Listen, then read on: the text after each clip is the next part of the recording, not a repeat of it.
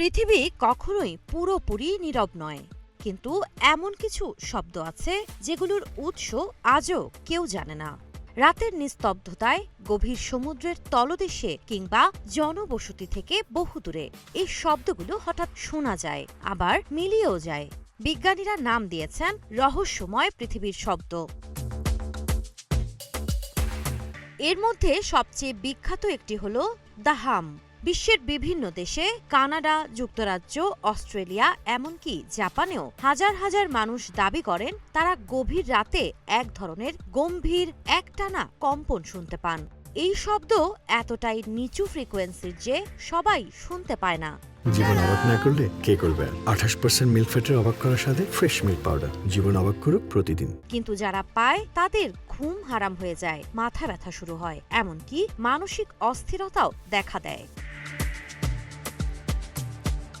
বিজ্ঞানীরা প্রথমে ভেবেছিলেন এটা শিল্প কারখানার শব্দ, বিদ্যুৎ লাইন কিংবা ভূগর্ভস্থ গ্যাস পাইপের কম্পন।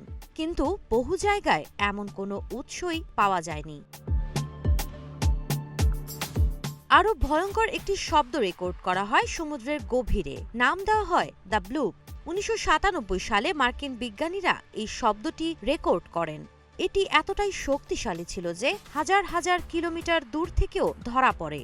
প্রথমে ধারণা করা হয় এটি হয়তো কোনো বিশাল অজানা প্রাণীর ডাক। পরবর্তীতে বলা হয় বরফচ্যুতির শব্দ এমন হতে পারে। কিন্তু আজও সবাই এই ব্যাখ্যায় একমত নন। সবচেয়ে রহস্যময় ব্যাপার হলো এই শব্দগুলো নিয়ম মেনে আসে না। কখনো শোনা যায়, কখনো বছরের পর বছর আর শোনা যায় না।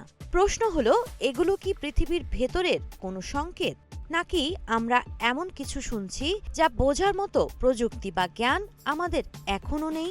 পৃথিবী কি আমাদের সঙ্গে কথা বলছে, নাকি এই শব্দগুলো কোনো অজানা বিপদের পূর্বাভাস? উত্তর নেই, শুধু শব্দ আছে, আর আছে অস্বস্তিকর নীরবতা।